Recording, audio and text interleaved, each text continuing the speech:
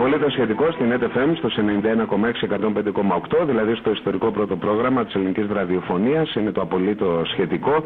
Και είπαμε ότι μέχρι τις εκλογές κάθε μέρα θα φιλοξενούμε έναν άνθρωπο από τα μέσα μαζικής επικοινωνίας, κυρίως δημοσιογράφους που φεύγουν από τη μια πλευρά και πάνε στην άλλη, δηλαδή πια από κριτές της εξουσίας γίνονται αυτοί που θέλουν να την ασκήσουν και κάθε φορά θα τους ρωτάμε και γιατί.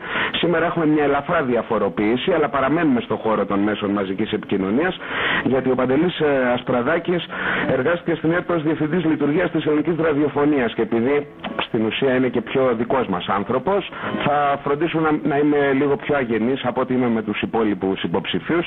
Κύριε Ασπραδάκη, καλό απόγευμα. Γεια σας, καλησπέρα σε όλους όσοι μας ακούνε και όσοι δεν μας ακούνε. Λοιπόν, έκανα το εισαγωγικό για να μην παρεξηγηθούμε ότι τους δικούς μας ανθρώπους αντιμετωπίζουμε καλύτερα, εμείς τους αντιμετωπίζουμε χειρότερα, γιατί πιστεύω ότι το θέλουν οι κύριοι. Είναι στη διάθεσή σας ό,τι θέλετε να ρωτήσετε. Να πούμε πρώτα απ' όλα ότι εσείς δεν είστε μόνο υποψήφιος για την περιφέρεια Αττικής, αλλά είστε και ήδη, ή τουλάχιστον μέχρι να προκηρυχθούν οι εκλογές, ήσασταν βουλευτής. Έχετε ήδη εκλεγεί το 2009. Ναι, για πρώτη φορά είχα εκλεγεί το 2009 και μέχρι το 2009, όπως είπατε, ήμουνα υπάλληλος στην ΕΡΤ, τεχνικός ηλεκτρονικός ήμουνα. Το τελευταίο διάστημα ήμουν υπεύθυνος στη λειτουργία στον τεχνικό τομέα πάντα. Είσαστε ηλεκτρονικός τεχνολόγος μηχανικός, είστε παντρεμένος, έχετε 3 παιδιά, να δίνουμε και μερικά έτσι προσωπικά στοιχεία.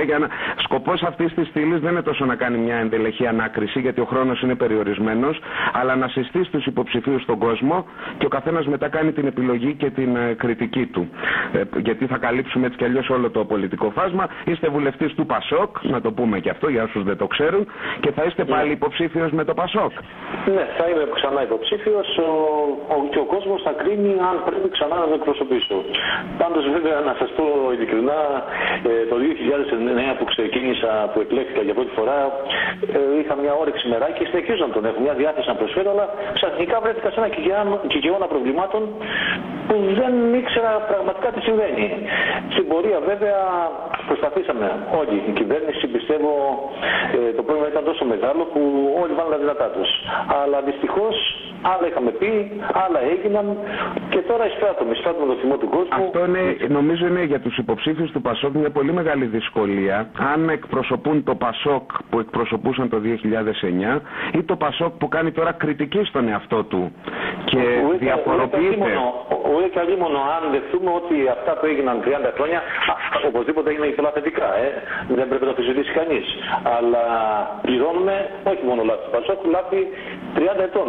30 ετών που δυστυχώς ενώ το πρόβλημα έχει ξεκινήσει από πολύ νωρίς, βρεθήκαμε στο αμήν, στο χείλος του γκρεμού. Και η πίεση που δεχόμασταν σαν χώρα πια από τους δανειστές μας και από όλη την Ευρωπαϊκή Ένωση ήταν αφόρητη. Πήγαμε να πειραματώζω, οι αγορές έβαζαν τους δικούς τους όρους και... Θα μπορούσαμε, λέτε, να το χειριστούμε και λίγο διαφορετικά. Ήδη ο πρόεδρος του κόμματος, ο κ. Βενιζέλος, είπε ότι κάποιες ενέργειες όπως το πρώτο μνημόνιο, ας πούμε. Φαίνεται αυτό το απεταξάμι, θα το διαβάσατε και στις εφημερίδες. Και το άκουσα και το διάβασα και σε λίγο που θα βρεθούμε ξανά που μιλάει στη Νέα Σμύρνη, εκτιμώ ότι πάλι θα αναφερθεί σε όλα αυτά τα θέματα. Είναι αλήθεια ότι... στο Μήλωνα, νομίζω, Ναι, στο Μήλωνα, ναι, σήμερα το βράδυ. Είναι αλήθεια ότι γίνανε λάθη. Δεν τα δείχνει κανείς, παραλήψεις, αλλά πέρα από το λάθη γίνανε αδικίες. Εγώ εκεί στέκομαι. Ο κόσμος περισσότερο δημωμένος, γιατί βλέπει ότι την πληρώνει πάντα ο μικρός, πάντα ο φτωχός. Και ενώ έγιναν αρκετές, ξεκίνησαν να γίνουν κάποιες μεταρρυθμίσεις, εγώ θα τα φέρω έτσι επιγραμματικά. Νομίζω πράγματα που τα θεωρούσαμε αδύνατα παλαιότερα. Δημόσιο, διπλοθεσίες στο δημόσιο τομέα, συντάξει μαϊμού, ηλεκτρονική συνταγογράφηση. Βλέπουμε το κυκλώμα των γιατρών, των δικηγόρων, των επιχειρηματιών. Αν ήσασταν τώρα σε ένα σπίτι, γιατί οι βουλευτές αυτό κάνουν κυρίως, δηλαδή λιγότερο τα ραδιόφωνα και πιο πολύ πάνε πόρτα-πόρτα. Και ήμουνα στον κόσμο εκεί, θα σας έκανα... Δεν ξέρω επειδή όσοι με ξέρουν βέβαια το γνωρίζουν, αλλά εκλέχθηκα βουλευτής χωρίς να έχω καν γραφείο. Δεν είμαι ούτε σε μηχανισμό ούτε σε συμφέροντα. Είμαι σίγουρος για τον εαυτό μου, δεν φοβάμαι για το ελάχιστο. Αν είχατε έρθει λοιπόν σε ένα σπίτι και μας μιλάγατε και έλεγα κάτσε, συμπαθής είναι ο κ. Ασπραδάκης, για να δω θα τον ψηφίσω, θα σας έλεγα το εξής. Τι με κάνει να πιστεύω, δηλαδή πώς θα με πείσετε ότι αυτή τη φορά όλα τα λάθη που λέτε, γιατί όλα αυτά με το δημόσιο, με τη συνταγογράφηση, είναι και ένα κομμάτι που ανήκει στο Πασόκ πολύ μεγάλο. Γιατί, κύριε Ασπραδάκη, να πιστώ ότι αυτή τη φορά θα το κάνετε καλύτερα? Σας είπα ότι καταρχάς εγώ είμαι 2,5 χρόνια βουλευτής. Ναι. Αυτό που προσπάθησα ήταν πάντα να μεταφέρω τη φωνή του κόσμου. Η φωνή του κόσμου λοιπόν έλεγε τελείως διαφορετικά πράγματα από αυτά που γινόντουσαν. Όμως δεν σημαίνει ότι δεν έπρεπε να γίνει προσπάθεια. Και ότι μέσα στη μεγάλη προσπάθεια θα γινόντουσαν και λάθη. Πρέπει να συνεχίσουμε. Πρέπει να πούμε πια μόνο αλήθειες. Τελείωσαν τα ψέματα. Η επόμενη μέρα θα είναι πάρα πολύ δύσκολη. Ο κόσμος αυτή τη φορά νομίζω πρέπει να ψηφίσει με δικά του κριτήρια. Δεν πρέπει να αρκεστεί ούτε σε λόγια ούτε σε υποσχέσεις. Η επόμενη μέρα θέλει δουλειά, σκληρή δουλειά, να ξεχάσουμε τι γινόταν μέχρι σήμερα. Η παρελθοντολογία είναι παρελθόν νομίζω. Δεν μπορεί να μιλάει κανείς με κανόνες του παρελθόντος. Είναι τη λογική σκληρή δουλειά. Να ακούμε τον κόσμο και να διορθώσουμε τις αδικίες. Να φτιάξουμε ένα κράτος που να λειτουργεί, γιατί δεν φτάνει μόνο. Δεν είναι μόνο που γίνονται αδικίες. Δεν λειτουργεί και το κράτος. Οι υπηρεσίες δεν λειτουργούν, γραφειοκρατία.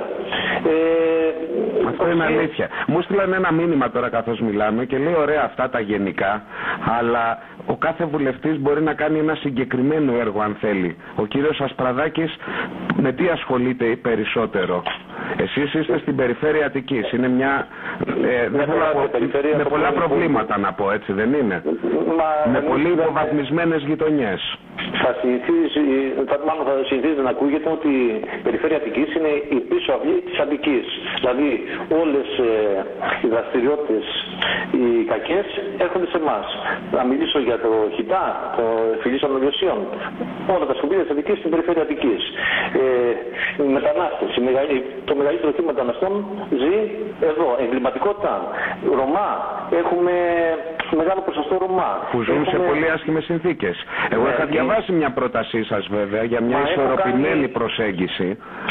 Κοιτάξτε να δείτε, ασχολήθηκα κυρίως με τα προβλήματα της περιφερειάς μου και σας είπα ότι πάρα πολλά. Δεν έχουμε αποχέτευση. Μπορείτε να το διανοηθείτε στο 2012 να μην υπάρχει αποχέτευση στην Ανατολική Αττική και σε όλη την περιφέρεια Αττικής. Νοσοκομείο δεν έχει στην περιφέρεια Αττικής. Τα κέντρα υγείας δεν είναι αυτά που θέλαμε. Το θριάσιο πεδίο κάτω με τις βιομηχανικές μονάδες. Υπάρχουν ζητήματα μόλις του περιβάλλοντος. Όταν θα πάτε στον Υπουργό όμως θα σας πει δεν έχω χρήμα. Αγαπητέ Παντελή, κάποιο υπουργός. Δεν νομίζω ότι όλα θέλουν χρήματα. Όλα θέλουν σχεδιασμό. Θέλουν συνεργασία και υπάρχει διάλογος με τους τοπικούς φορείς. Είναι οι δήμαρχοι, είναι ο περιφερειάρχης. Αυτοί, αν ακούμε τον κόσμο και τους φορείς, νομίζω τα προβλήματα λύνονται.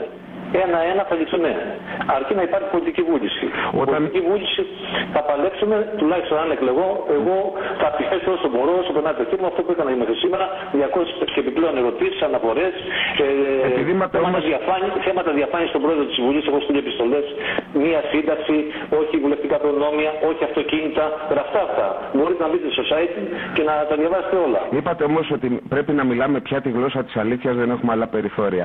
Υπάρχουν περιπτώσεις και εσείς το έχετε κάνει που προσπαθεί κανείς στην τοπική κοινωνία λίγο να την χαϊδέψει ακόμη και όταν η πραγματικότητα είναι λίγο διαφορετική, γιατί για να λύσει ένα θέμα δεν αρκεί μία πλευρά. Θέλω να πω στο θέμα. Πάνω σε αρχή μου είναι η αλήθεια.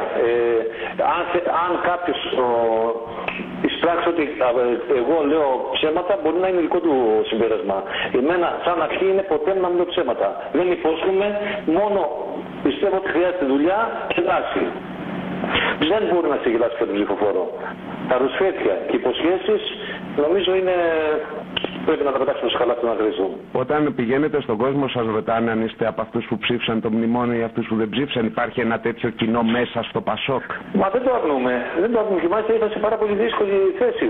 Μην νομίζω ότι ήταν έτσι απλό να πω ψηφίζω το μνημόνιο ή μου αρέσει να παίρνω με σκληρά μέτρα για τους εργαζόμενους και να βλέπω ανθρώπους οι οποίοι δυσκολεύονται να πληρώσουν τα δάνειά τους γιατί είχαν προγραμματίσει τον οικογενειακό του προγραμματισμό με άλλα δεδομένα.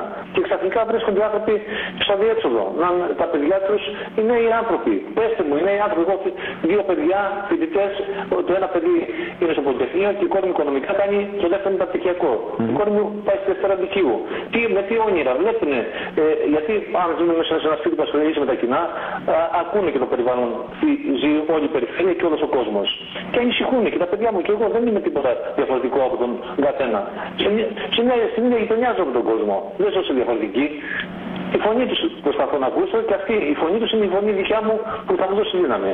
Μάλιστα. Ο κύριος Παντελής Ασπραδάκης, φτάσαμε στους τίτλους των ειδήσεων, καλύψαμε αυτό το περίφημο προβλεπόμενο χρόνο. Ξέρετε, δεν είμαστε και αυστηροί σε αυτά, για να μην έχει κανείς να πει και τίποτα.